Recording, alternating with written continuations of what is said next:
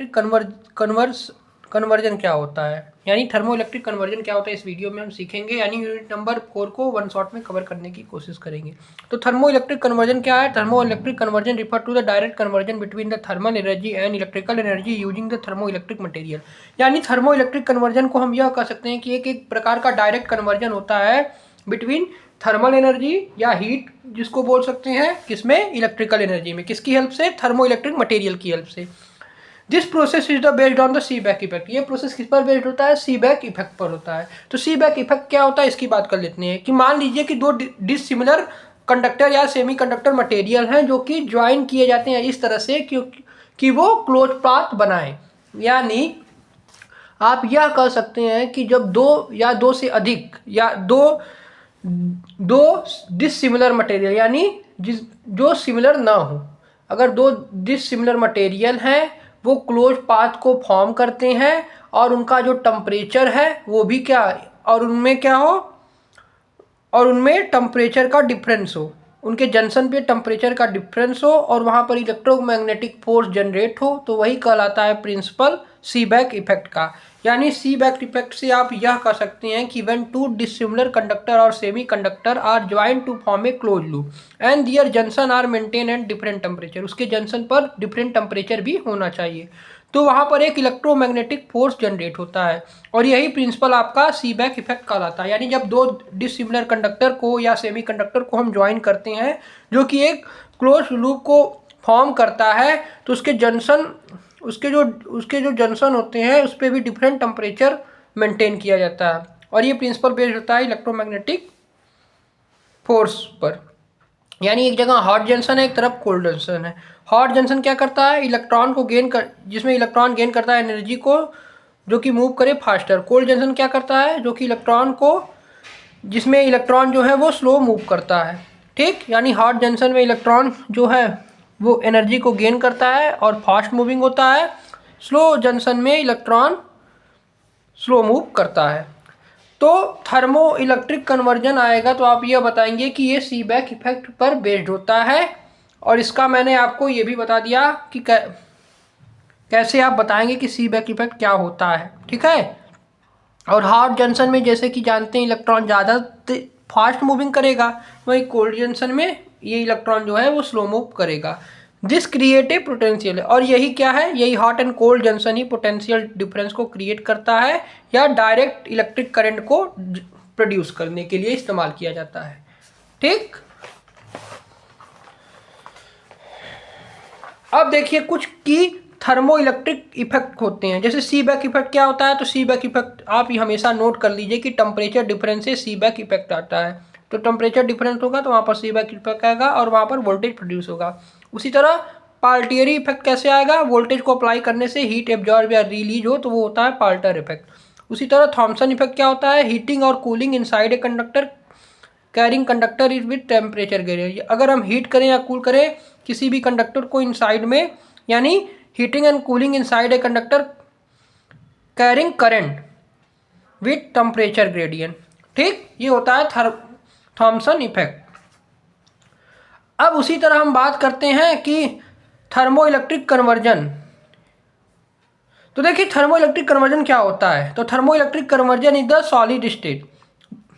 इन ए solid state क्या होता है? जिसमें कोई मूविंग पार्ट ना हो। पहला एडवांटेज है कि thermoelectric conversion is solid state with no moving part.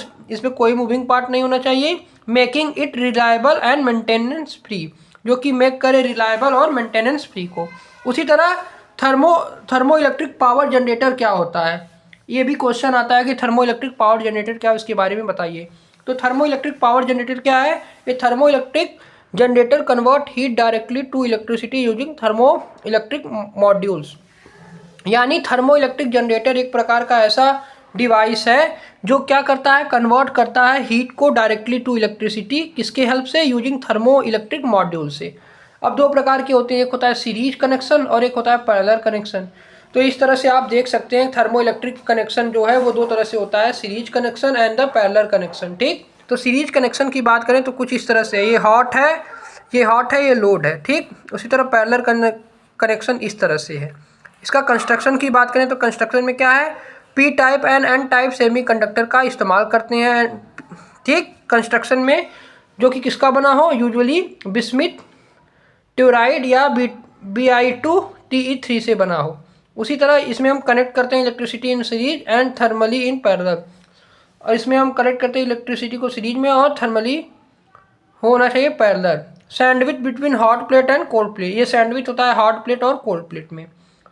Mounted with ceramic substrate for the insulator and durability, जो कि माउंटेन करे सिरेमिक सबस्ट्रेट से फॉर इंसुलेशन एंड ड्यूरेबिलिटी। इसकी वर्किंग की बात करें तो इसमें क्या होता है, heat is apply to the hot side of module.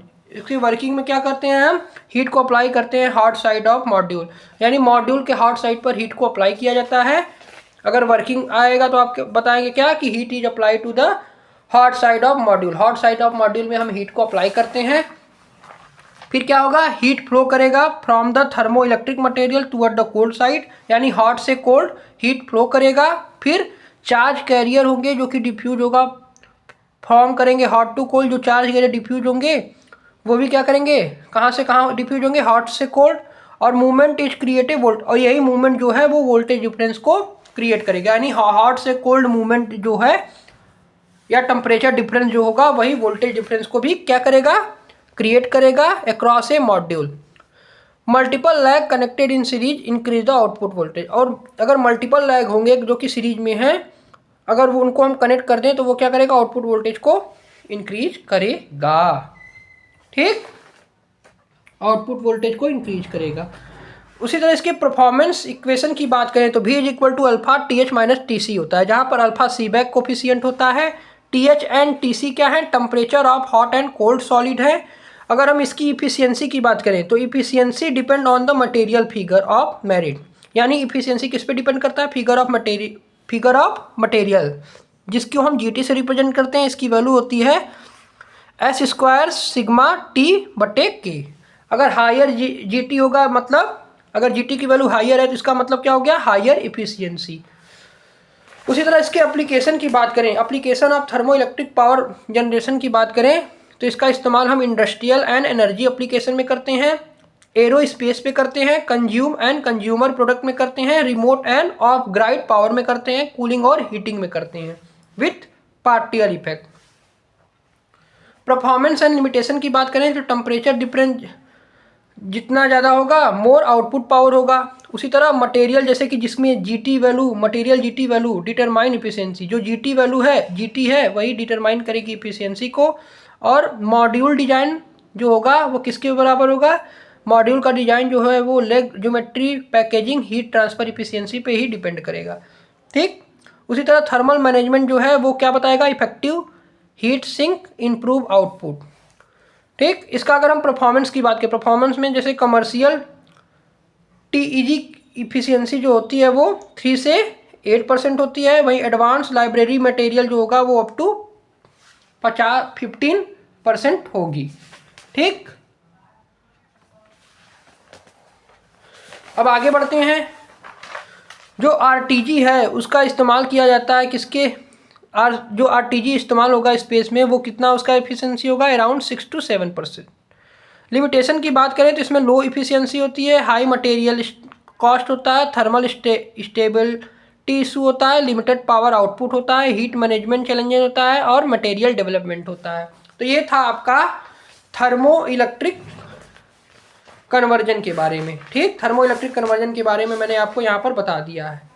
अब देखिए जो प्रिंसिपल था थर्मो इलेक्ट्रिक पावर प्लांट का, तो डायग्राम वहाँ पर नहीं था, तो यहाँ पर मैंने डायग्राम बनाया है कि देखिए हॉट एंड कोल्ड जंक्शन है, ठीक है। यहाँ पर हमने सोलर रेडिएशन को क्या किया, डाला, तो क्या हुआ यहाँ पर, यहाँ पर हमको क्या मिलेगा, वोल्टेज डिफरेंस मिलेगा।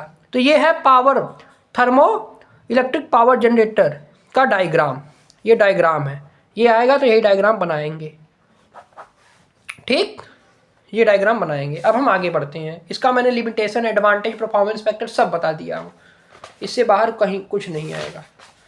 अब हम बात करते हैं थर्मोआयनिक इमिशन क्या होता है, थर्मोआयनिक कन्वर्जन क्या होता है। थर्मोआयनिक कन्वर्जन मतलब डायरेक्ट हीट एनर्जी को, मतलब हीट कर दिया जाए किसी चीज़ को, तो वहाँ से क्या हो, कुछ इलेक्ट्रॉन क्या हो, रिलीज हो जाते हैं। जैसे जानते हैं कि अगर अब कहीं मान लीजिए किसी देखिए थर्मोआयनिक कन्वर्जन अभी बताता हूँ क्या होता है, ठीक। तो ये बेस्ड होता है थर्मोआयनिक इमिजन के प्रिंसिपल पर बेस्ड। थर्मोआयनिक कन्वर्जन जो है, थर्मोआयनिक कन्वर्जन किस पर बेस्ड होता है? थर्मोआयनिक इमिजन पर बेस्ड। तो देखिए थर्मोआयनिक कन्वर्जन क्या होता है? Refer to direct conversion of heat energy into, ये भी क्या है? डायरेक्ट कन्वर्जन करता है हीट एनर्जी को into electricity using the thermionic emission. Thermionic emission क्या होता है? तो आप फिजिक्स में भी पढ़े होंगे थर्मोआयनिक इमिजन, ठीक है। थर्मोआयनिक इमिजन क्या होता है? तो अभी यहाँ पर मैं आपको बताने वाला हूँ कि मान लीजिए कि एक मेटल या सेमीकंडक्टर है जो कि सरफेस ऑफ, अगर हम किसी मेटल या सेमीकंडक्टर को हीट करते हैं सरफेस पे, तो सफिशियंट हाई टेम्परेचर पर, तो वहाँ पर क्या होता है? इलेक्ट्रॉन जो है वो गेन करता है enough thermal energy to overcome the surface potential barrier and emit into space. यानी थर्मोआयनिक इमिजन वो इस प्रकार का इमिजन है कि अगर मान लीजिए किसी में, हम जानते हैं कि किसी भी मेटल या सेमीकंडक्टर को अगर हम हीट करते हैं, तो किसी मेटल या सेमीकंडक्टर में हम जानते हैं इलेक्ट्रॉन होते हैं। तो इलेक्ट्रॉन क्या करेगा? हीट करने से वो उसमें हाई थर्मल एनर्जी आ जाएगी, गेन कर लेगा हाई थर्मल एनर्जी। तो जब उसमें थर्मल एनर्जी ज़्यादा आ जाएगी तो क्या करना चाहेगा? इलेक्ट्रॉन बाहर निकलना चाहेगा, ठीक। तो वही, अगर वो इलेक्ट्रॉन बाहर निकल जाता है तो वही होता है थर्मोआयनिक, यानी हीट की हेल्प से हम किसी भी इलेक्ट्रॉन को बाहर निकाल दें, ठीक, वो होता है थर्मोआयनिक इमिजन। इस तरह से आप समझ सकते हैं कि with the help of heat we can emit the electron from the metal surface. This principle is known as thermionic emission. Thermionic emission का प्रिंसिपल क्या है? इसमें जो लिखा है तो ये तो बता ही रहा हूँ, अपने भाषा में बता रहा हूँ मैं, कि when we apply the heat on the metal और सेमीकंडक्टर, ठीक, with the help of heat we can emit the electron from the metal surface is known as thermoionic emission। तो थर्मोआयनिक इमिजन आपको अब समझ में आ गया होगा, मतलब हीट की सहायता से हम इलेक्ट्रॉन को बाहर निकाल सके मेटल सरफेस से, वो होता है थर्मोआयनिक इमिजन। इसकी प्रिंसिपल की बात करें तो जो इसका हॉट इमीटर होता है उसको हीट करते हैं up to temperature very high temperature 1500 degree Celsius से 2500 डिग्री केल्विन पर इसको हीट करते हैं। वहीं इलेक्ट्रॉन स्पेस जो होता है from the emitter due to thermal excitation, electron जो है वो स्केप करता है इमीटर से due to thermal excitation. These electron travel across the small gap to cool collector, ये इलेक्ट्रॉन ट्रेवल करता है स्मॉल गैप पर टू कलेक्टर को कूल करने के लिए। इलेक्ट्रॉन फ्लो, जो इलेक्ट्रॉन फ्लो करता है वो प्रोड्यूस करता है डायरेक्ट करंट या डीसी करंट, ठीक। The device that directly convert thermal energy into electrical energy using thermionic emission is called thermionic energy converter. Thermionic energy converter क्या होता है? कि ऐसा डिवाइस जो डायरेक्टली कन्वर्ट कर दे थर्मल एनर्जी को into electrical energy using thermionic emission, उसका नाम होता है थर्मोआयनिक एनर्जी कन्वर्टर। अब कुछ फीचर हैं जैसे थर्मो इलेक्ट्रिक और थर्मोआयनिक। तो ऑपरेटिंग प्रिंसिपल की बात करें तो सी बैक इफेक्ट, जो थर्मो इलेक्ट्रिक में सी बैक इफेक्ट होता है और थर्मोआयनिक में थर्मोआयनिक इमिजन होता है, ठीक। उसी तरह इसके ऑपरेटिंग टेम्परेचर की बात करें तो इसका ऑपरेटिंग टेम्परेचर थर्मो इलेक्ट्रिक का 300 से 900 केल्विन, वहीं थर्मोआयनिक का 1500 से 2500 केल्विन। आउटपुट की बात करें तो थर्मो इलेक्ट्रिक में आउटपुट की वैल्यू हाई वोल्टेज और लो पावर होता है, वहीं थर्मोआयनिक में हाई करंट डेंसिटी एंड होती है, हाई पावर पर एरिया होता है। स्टेट की बात करें तो ये थर्मो इलेक्ट्रिक हमेशा सॉलिड स्टेट में होता है, वहीं थर्मोआयनिक जो है वो वैक्यूम और प्लाज्मा गैप में होता है, ठीक। अब वर्क फंक्शन क्या होता है? तो देखिए वर्क फंक्शन मतलब एक प्रकार की ऐसी एनर्जी या वो मिनिमम अमाउंट ऑफ एनर्जी जिसके हेल्प से इलेक्ट्रॉन मेटल सरफेस से बाहर निकल जाए, वो कम से कम अमाउंट ऑफ एनर्जी निकाल, ऐसी कम से कम minimum amount of energy requirement to remove the electron from metal surface is known as work function represented by phi. तो वर्क फंक्शन क्या होता है? तो work function is the fundamental property of thermionic emission. Work function क्या है? Fundamental property है thermionic emission. अब देखिए वर्क फंक्शन क्या बताता है। Work function is the minimum energy requirement to remove an electron from the Fermi level और material to the point just outside the surface, expression in electron volt. यानी अगर work function आता है कि work function होता क्या, तो आप बताएंगे कि वो minimum amount of energy require, आवश्यकता हो किसको? इलेक्ट्रॉन को, ठीक। वो कम से कम अमाउंट ऑफ एनर्जी रिक्वायरमेंट हो इलेक्ट्रॉन को कि वो मेटल सरफेस से बाहर आ जाए, यानी minimum amount of energy requirement for the electron to, यानी कम से कम एनर्जी रिक्वायरमेंट हो इलेक्ट्रॉन को मेटल सरफेस से बाहर आने को ही हम वर्क फंक्शन बोलते हैं। यानी कम से कम एनर्जी अगर, यानी minimum amount of energy requirement for required to remove an electron from metal surface, उसी का नाम होता है work function, represented by phi. यानी वर्क फंक्शन आएगा तो क्या बताएंगे, minimum energy requirement to remove an electron from metal surface is known as work function represented by phi. It's express in the electron volt, इसको हम electron volt में express करते हैं। अब देखिए, अगर मटेरियल के पास लोअर वर्क फंक्शन रहेगा तो उसमें इलेक्ट्रॉन जो है वो मोर इजिली इमिट होंगे। ठीक, ये बात हमेशा नोट कर लीजिए कि material with lower work function emit electron more easily.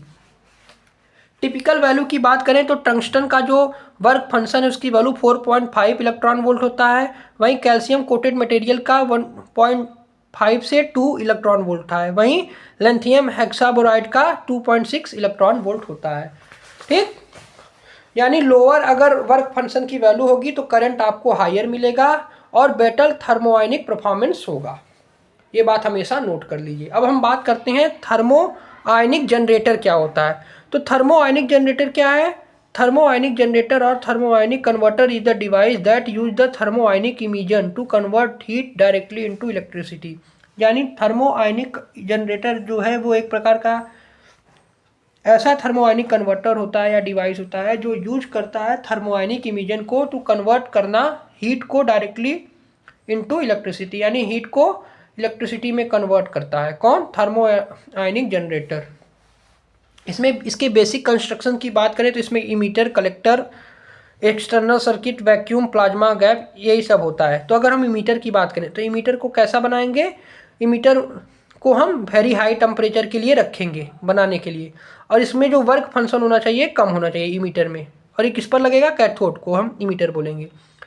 और इमीटर का काम क्या है?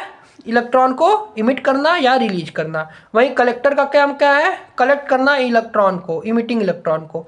ठीक, उसका काम है होता है कलेक्टर का, यानी कलेक्ट करना इमिटर इलेक्ट्रॉन को। ठीक, इसमें भी ये लोअर टेम्परेचर पर वर्क करता है, इसका वर्क फंक्शन भी क्या होता है? लोअर होता है। वहीं वैक्यूम एंड प्लाज्मा गैप की बात करें तो इसमें वेरी स्मॉल स्पेसिंग होती है जिसकी वैल्यू 0.1 से 1 नैनोमीटर होती है, और इसमें ये अलाउ करता है इलेक्ट्रॉन को टू ट्रेवल फ्रीली, यानी इलेक्ट्रॉन ट्रेवल फ्री होकर ट्रेवल करे, वैक्यूम ही इस्तेमाल किया जाता है। वहीं एक्सटर्नल सर्किट की बात करें तो electron flow through the load providing DC power, यानी एक्सटर्नल सर्किट क्या करता है? इलेक्ट्रॉन को फ्लो कराता है टू द लोड, जो कि हमको direct current power, direct circuit power produce कर सके। ऑपरेशन की बात करें किसकी? अगर हम ऑपरेशन की बात करें थर्मो आयनिक जनरेटर की, तो क्या करता है? ये हीट सोर्स को सप्लाई करता है energy to the emitter. Heat source जो होता है वो सप्लाई किया जाता है एनर्जी टू द इमीटर। फिर क्या करता है? इमीटर रिलीज करता है इलेक्ट्रॉन को जो कि ट्रेवल करती है क्रॉस द गैप। वहीं कलेक्टर क्या करता है? रिसीव द इलेक्ट्रॉन जो कि प्रोड्यूस करता है वोल्टेज। वहीं लोअर प्रेशर और plasma field gap reduce space charge register. ठीक, वहीं परफॉर्मेंस की बात करें तो आउटपुट वोल्टेज जो होता है उसका परफॉर्मेंस की वैल्यू 0.5 से 1 वोल्ट होता है। करंट डेंसिटी की बात करें 5 से 20 एम्पियर पर सेंटीमीटर होता है। इसकी इफिशियंसी की बात करें तो 10 से 20% इफिशियंसी होती है इन ऑप्टिमम डिजाइन। एप्लीकेशन की बात करें तो स्पेस न्यूक्लियस पावर सिस्टम में इसका इस्तेमाल करते हैं। High temperature industry waste heat cover में इस्तेमाल करते हैं। उसी तरह gas cool reactor power system में भी इस्तेमाल करते हैं, और micro power source for special environment में इसका यूज होता है। यानी micro power source for special environment emitter material में भी इसका इस्तेमाल किया जाता है। ठीक, अब बात करते हैं कि जो इमीटर का मटेरियल होना चाहिए वो क्या होना चाहिए।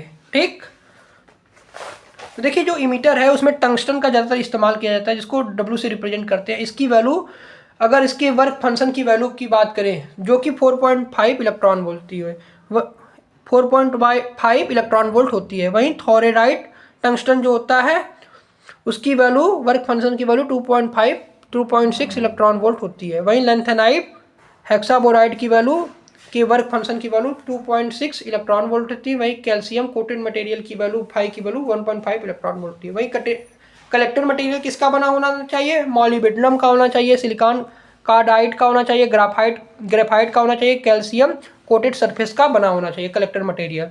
ठीक, वहीं गैप मीडियम की बात करें तो हाई वैक्यूम होना चाहिए और सेसियम वेपर होना चाहिए। तो इस तरह से है ये थर्मोआयनिक जनरेटर का डायग्राम। यहाँ पर आप देख सकते हैं कि ये इमीटर है, ये कलेक्टर है, यहाँ पर हमने कंटेनर एक बनाया है, यहाँ पर वोल्टेज है और यहाँ पर हमको क्या मिल रहा है, इलेक्ट्रिकल एनर्जी आउटपुट मिल रहा है। यहाँ पर हमने थर्मल एनर्जी डाला और हमको इलेक्ट्रिकल एनर्जी आउटपुट मिला। ये इमीटर, कलेक्टर, कंटेनर, ठीक। और यहाँ पर क्या है, एक लोड रजिस्टर लगा दिया गया। यहाँ पर देखिए जैसे कि इमीटर का काम ही होता है इमिट इलेक्ट्रॉन, तो इलेक्ट्रॉन को इमिट कर रहा है और यहाँ पर ये कलेक्ट हो रहा है। कलेक्ट होकर क्या होगा, यहाँ पर पोटेंशियल डिफरेंस हो जाएगा और यहाँ पर हमने लोड रजिस्टर बना दिया है। यानी यहाँ से थर्मल एनर्जी जो है वो इलेक्ट्रिकल आउट पे कन्वर्ट हो रही है। ये है थर्मल जनरेटर का डायग्राम। ठीक, आगे बढ़ते हैं आप। तो यहाँ पर आपका थर्मोआयनिक जनरेटर और जैसे कि थर्मो इलेक्ट्रिक एंड थर्मोआयनिक दोनों कंप्लीट होता है। अब आपका जो नेक्स्ट टॉपिक बचता है वो है विंड एनर्जी क्या होती है।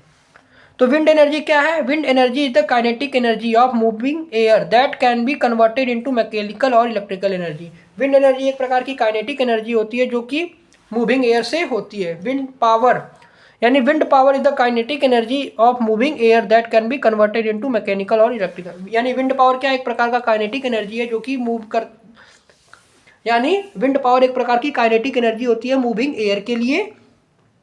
यानी अगर कोई मूविंग एयर होता है तो वो काइनेटिक एनर्जी को प्रोड्यूस करता है, तो वहाँ से विंड पावर, इसीलिए बताया गया कि जो विंड पावर होता है उसमें काइनेटिक एनर्जी होता है। क्यों, क्योंकि मूविंग एयर के कारण, यानी हवा चलती रहती है इसलिए। और यही जो एयर है ये कन्वर्ट किया जाता है मैकेनिकल में और इलेक्ट्रिकल एनर्जी में। प्राइमरी सोर्स की बात करें विंड एनर्जी की तो सन होता है। तो सन क्या है, uneven heat of earth surface cause temperature and pressure difference which create wind। यानी जो सन होता है, हम जानते हैं कि सरफेस ऑफ किसी सन को अगर हम हीट करते हैं, ठीक, तो वहाँ पर क्या होता है, टेम्परेचर और प्रेशर का डिफरेंस होता है और यही टेम्परेचर और प्रेशर के डिफरेंस से विंड क्रिएट होती है।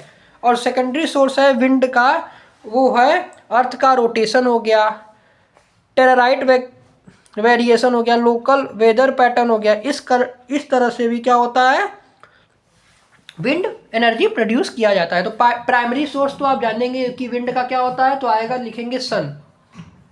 सेकेंडरी सोर्स में आप लिख सकते हैं अर्थ का रोटेशन, टेराराइट variation, local weather pattern, secondary source हो गया। अब कभी कभी क्वेश्चन आता है विंड पावर का फार्मूला क्या होता है, कि विंड पावर फार्मूला आप बताइए। ठीक, तो विंड पावर फार्मूला क्या है, P is equal to power is equal to 1/2 rho A V cube. यहाँ पर रो क्या है, एयर डेंसिटी, ए क्या है, स्वीप एरिया ऑफ रोटर, और भी क्या है, विंड स्पीड। यानी विंड पावर यहाँ पर आप देख सकते हैं डायरेक्टली प्रोपोर्शनल होता है क्यूब ऑफ विंड स्पीड की। यहाँ पर सब लिखा है, देखिए ये विंड पावर का एक्सप्रेशन है। अब यहाँ पर रो की वैल्यू को क्या बोलते हैं, ए की वैल्यू को क्या बोलते हैं और भी की वैल्यू को क्या बोलते हैं। तो रो को बोलते हैं एयर डेंसिटी, ए को बोलते हैं स्वीप एरिया ऑफ रोटर, भी को बोलते हैं विंड स्पीड। यानी विंड पावर जो है वो डायरेक्टली प्रोपोर्शनल है क्यूब ऑफ विंड स्पीड के। वहीं इसके लिए कुछ सुटेबल साइड सिलेक्शन होना चाहिए, क्राइटेरिया और मोमेंटम थ्योरी होती है। अब हमको ये सीखना है कि साइड सिलेक्शन क्या होना चाहिए विंड के लिए, इसके लिए क्या क्राइटेरिया होनी चाहिए, मोमेंटम थ्योरी क्या होती है। तो साइड सिलेक्शन क्या है, साइड सिलेक्शन हमको चूज करना है optimum side to crucial to maximize energy output. हमको मैक्सिमम एनर्जी चाहिए, इसलिए हमको ऐसा साइड सेलेक्ट करना है जिससे हमको मैक्सिमम एनर्जी मिल सके। तो criteria for selecting wind from location, हमको कुछ क्राइटेरिया जो कि सेलेक्ट किया चाहिए विंड को लोकेशन से। तो सबसे पहला क्राइटेरिया है विंड स्पीड। विंड के स्पीड को हमको सबसे पहले सेलेक्ट करना है। आइडियली 6 to 5 मीटर पर सेकेंड एनुअल एवरेज। विंड का स्पीड कम से कम 6 से 9 मीटर पर सेकेंड होना चाहिए एनुअल एवरेज से।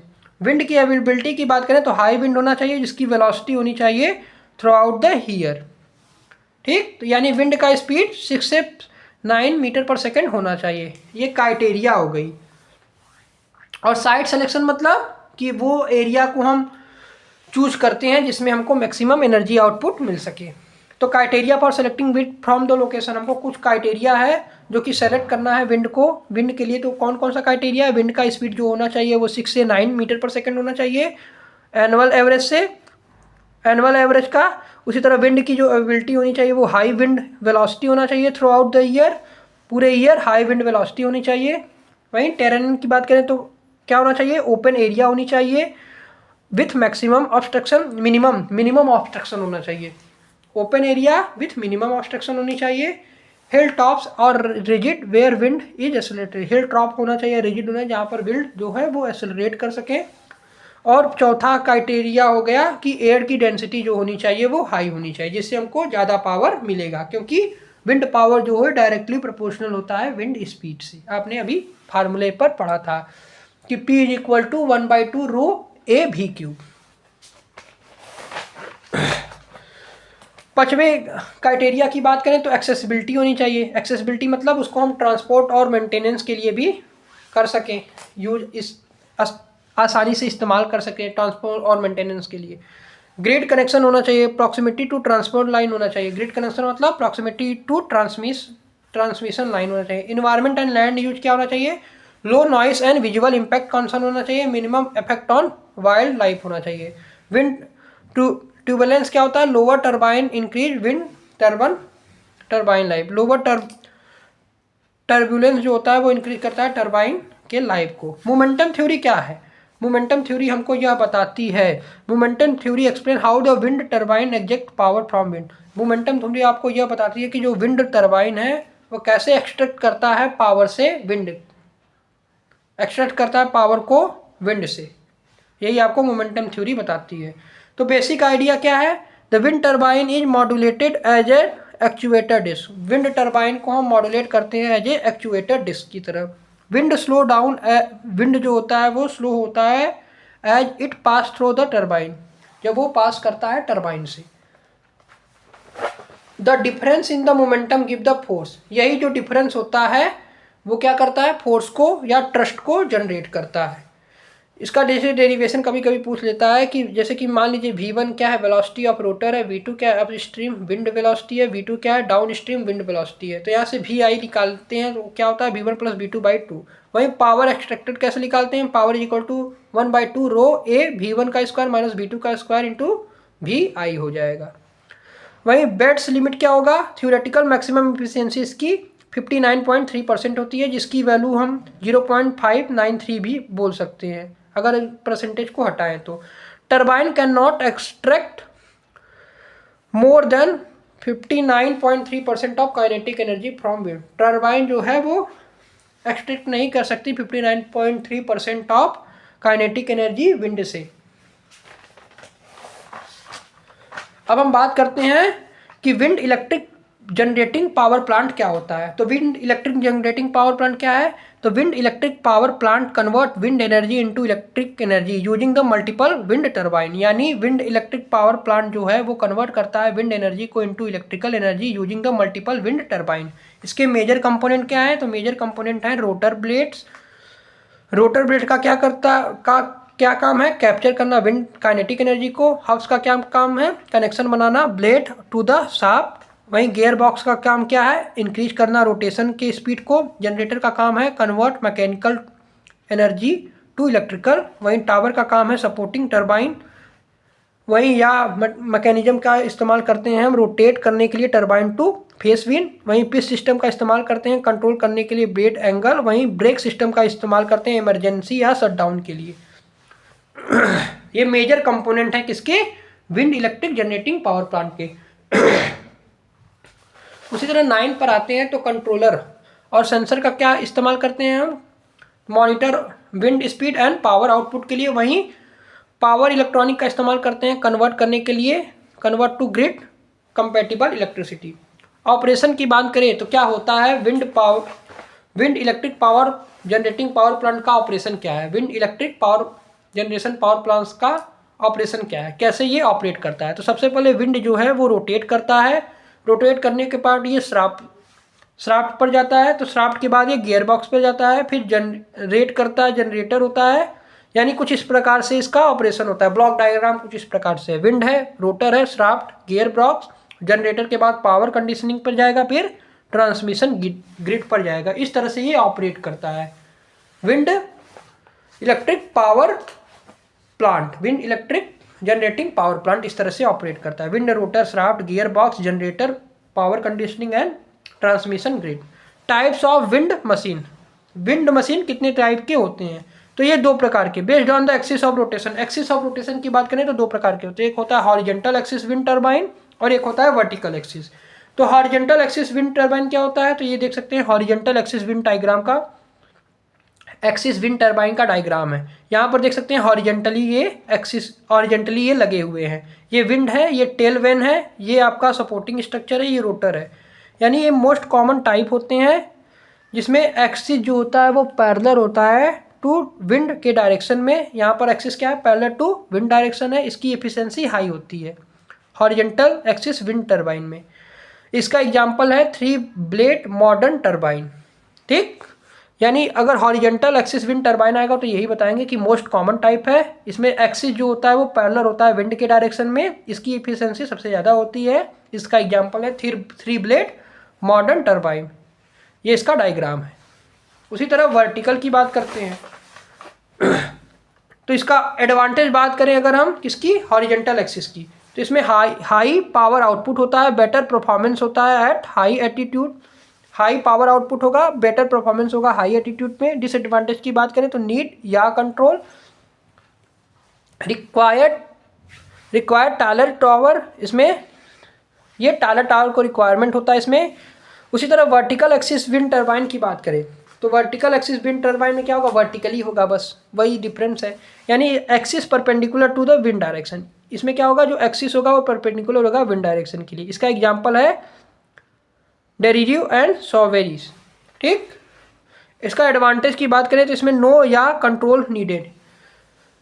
जैसे कि हॉरिजेंटल में हमको या का आवश्यकता होती थी, या कंट्रोल का, लेकिन यहाँ पर कोई भी कंट्रोल की आवश्यकता नहीं होती है। गुड फॉर अर्बन एरिया, ये अर्बन एरिया के लिए बढ़िया होता है।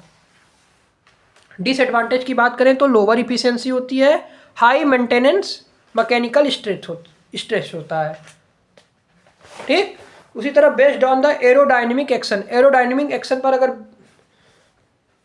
एरोडायनेमिक एक्शन की अगर कोई बेस्ड है तो उसमें क्या होगा? लिफ्ट टाइप टर्बाइन होता है। अगर हम टाइप्स ऑफ टर्बाइन की बात करें on the basis of aerodynamic action तो दो प्रकार का होगा, लिफ्ट टाइप टर्बाइन और drag type turbine. Lift type turbine क्या होता है? जिसमें हाई इफिशियंसी होती है। वही ड्रैग टाइप टर्बाइन जो होता है इसमें स्मॉल और लो स्पीड होती है।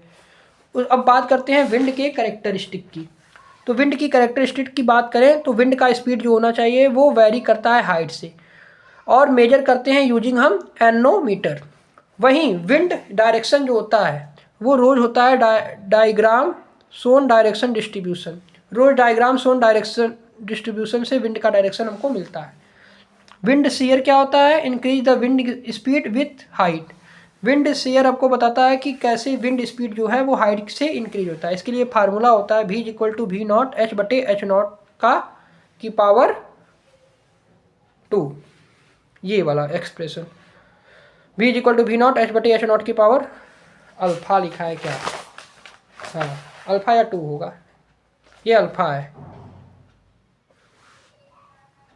अब अल्फा की वैल्यू कुछ भी हो सकती है। v = v0 h/h0 की होल ब्रैकेट अल्फा, इस तरह से निकालते हैं। उसी तरह ट्यूर्बुलेंस क्या होता है? तो ट्यूर्बुलेंस की आप यह कह सकते हैं इसमें इरेगुलर होना चाहिए और रैपिड फ्लक्चुएशन होना चाहिए विंड का स्पीड। वहीं हाई ट्यूर्बुलेंस जो होता है उसमें क्या होना चाहिए? हाई टर्बुलेंस कहाँ होगा? जहाँ पर मैकेनिकल स्ट्रेस ज़्यादा होगा। ठीक, उसी तरह वेल डिस्ट्रीब्यूशन की बात करें तो इसमें वेल डिस्ट्रीब्यूशन जो है वो डिस्क्राइब करता है वेरिएशन ऑफ विंड स्पीड। इसमें कुछ पैरामीटर होते हैं जैसे कि K shape factor, C scale factor, use to estimate energy yield. Well distribution में कुछ फैक्टर होते हैं और ये डिस्क्राइब करता है वेरिएशन ऑफ विंड स्पीड। के जो होता है वो शेप फैक्टर होता है, सी स्केल फैक्टर होता है, और वेल डिस्ट्रीब्यूशन का इस्तेमाल करते हैं तो एस्टिमेट एनर्जी यील्ड। उसी तरह रफनेस एंड ऑब्स्ट्रकल्स की बात करें, रफनेस एंड ऑब्स्टिकल की बात करें तो क्या है? फॉरेस्ट माउंटेन जो होता है वो रिड्यूस करता है स्पीड को और इंक्रीज करता है टर्बुलेंस को। ठीक, अब देखिए wind electric generating power plant का डायग्राम ये है, ये आपको बताना भूल गया। देखिए इसमें क्या है, यहाँ पर देखिए ब्लेड लगा है, यहाँ पर विंड आ रही है, ये विंड की टरबाइन है, ये इसके अंदर हब्स लगा है, और ये क्या है, ये आपका ट्रांसमिशन है, और यहाँ पर इलेक्ट्रिक जनरेटर लगा है, ये स्ट्रक्चर है, ये कंट्रोल बिल्डिंग है। तो ये है wind energy generating power plant का डायग्राम। तो आई होप ये वीडियो आपको पसंद आया होगा। तो यहाँ पर भी ये यूनिट पूरा कंप्लीट होता है। मिलते हैं नेक्स्ट वीडियो में, तब तक के लिए goodbye, thanks for watching this video.